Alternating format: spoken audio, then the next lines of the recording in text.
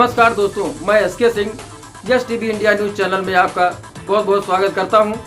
आइए हम उत्तर प्रदेश की बहुत बड़ी खबर की तरफ रुख करते हैं, जहां प्रदेश के विभिन्न अशासकीय व सहायता प्राप्त माध्यमिक विद्यालयों में नियुक्त हजारों शिक्षक जो माननीय उच्च न्यायालय के निर्णय के आदेशानुसार वेतन प्राप्त कर रहे थे, अभी हाल में कुछ संकट उत्पन्न हुआ, जिससे प्रदेश के विभिन्न विद्यालयों में नियुक्त सदर शिक्षकों के रोजी रोटी के सामने संकट उत्पन्न हो गया। जो शिक्षक समाज को रास्ता दिखाता है, सभी का अंधेरा दूर करता है, उसी के सामने अंधेरा छा गया।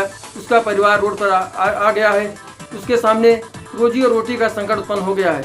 माननीय सर्वोच्च न्यायालय ने एक निर्णय में ये कहते हुए कहा कि इन्हें भारांक दे करके परीक्षा में बैठा करके इनका नियमितीकरण किया जाए। प्रश्न उठता है कि माननीय सर्वोच्च न्यायालय के निर्णय का तो पालन करना ही पड़ेगा।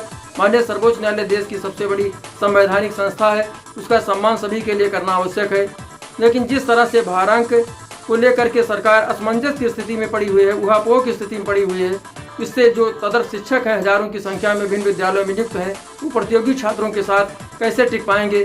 45 और 50 वर्ष की अवस्था को जो पार कर चुके हैं, वो 20-25 वर्ष की अवस्था के जो प्रतियोगी छात्र उनके सामने कैसे परीक्षा में उत्तीर्ण कर पाएंगे।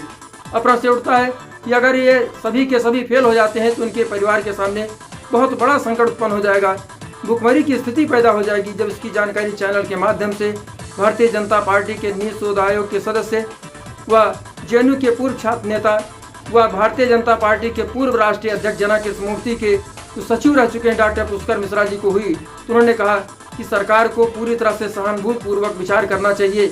और जिस तरह से ये बातें निकल के आ रही हैं, माननीय सर्वोच्च न्यायालय के निर्णय की जो बात आ रही है, उसका तो सम्मान करना ही चाहिए।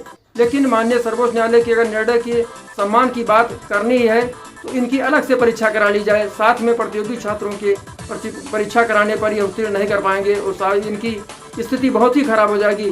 हमें इनके साथ सहानुभूतिपूर्वक विचार करना होगा। आइए पुष्कर मिश्रा जी क्या कहते हैं, उन्हीं की जुबानी हम जानते हैं। तदर्थ शिक्षकों का जो विषय है ये काफ़ी संवेदनशील है।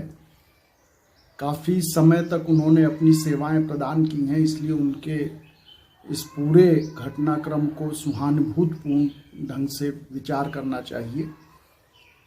मुझे लगता है कि माननीय सर्वोच्च न्यायालय के नियमों की जो भी निर्णय है उसको लागू किया जाना चाहिए। जहाँ तक तदर्थ शिक्षकों के परीक्षा की प्रश्न है, उनकी परीक्षा अलग से सामान्य ढंग से कुछ ले ली जाए और एक सेवा देने का एक कार्यकाल उनका बीत चुका है, ऐसे में परीक्षा की कोई बहुत उपयोगिता रह नहीं जाती है। इसलिए उनका विनियमीकरण हो जाए ताकि वो भी अपना भरण पोषण अपने परिवार का अपना कर सकें और संवेदनशील ढंग से इस पूरी घटनाक्रम को देखा जाए।